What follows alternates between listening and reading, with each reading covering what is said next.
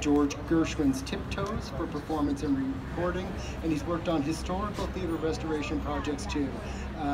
He's a founding faculty member of the Wingspan Arts Conservatory, and you can see it makes perfect sense that he is an avid supporter of the landmark Tin Pan Alley project. Please welcome and help me thank Bob Lamont. Oh my goodness. Thank you, George. That's my whole biography right there. But I thank you. You guys are a wonderful audience, and I will say that I am passionate about American music, but who isn't, right? You are here and you're supporting this, and you're a wonderful audience. Thank you for coming out on this beautiful day. I have had the privilege of being able to teach in New York City public schools for 10 years, and what I've really enjoyed is bringing the importance of Tin Pan Alley to our children and to our students, to our next generation. And what we're trying to do today is to save this street because it's the context that we want to show as a role model for our kids. We're talking about lifelong learners in music. And here on this street, Irving Berlin was only 15 years old when he started working for Albert Von Tilzer, who wrote Take Me Out to the Ball Game, as a song plugger. And he taught himself how to play the piano. So when I'm doing my piano elective at Gramercy Arts High School down in Union Square, I'm talking about teaching themselves. They can be lifelong learners, teaching themselves. And at 15, he entered into the professional music industry. That was 1904. Let's shoot ahead 10 years later to 1914, and another young teenager is only 15 years old. He becomes the youngest song, I think they called it song pounders. This is how Tin Pan Alley got its name.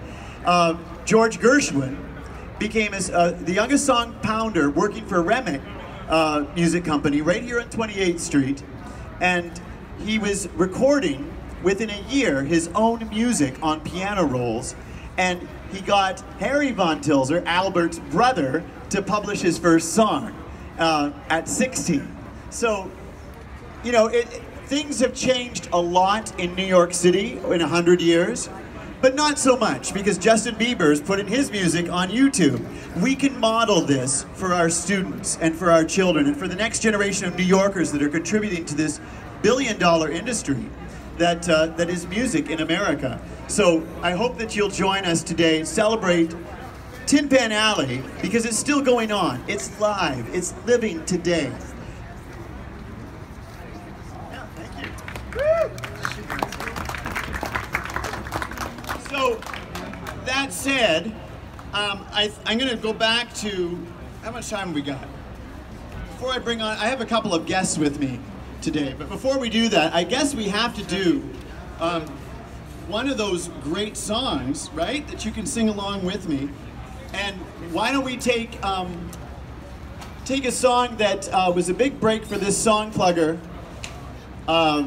who was born in Russia, and he had many hits, but this was a bigger hit for him than ever because he brought in African-American ragtime as an idiom into his music. He was listening all the time. Who am I talking about? Anyone? Mr. Irving Berlin, thank you, sir. So Irving Berlin's listening, and he's listening to the sounds of America.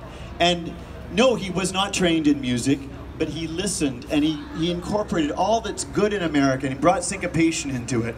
And all of a sudden, we have this fun little song that I hope you'll sing with me now.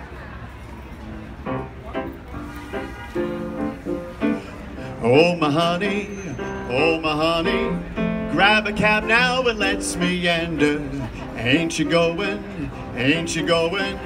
to the leader man, the ragged meter man? Oh my honey, let me take you to Alexander's brass band grandstand. Ain't you going along? Come on and hear Alexander's Ragtime Band. Come on and hear, it's the best band in the land. They can play a bugle call like you never heard before. So natural that you want to go to war. That's just the bestest band. What am? Oh honey lamb, come on along, let me take you by the hand. Up to the man who's the leader of the band. And if you care to hear that Swanee River played in ragtime, come on and hear Alexander's Ragtime Band.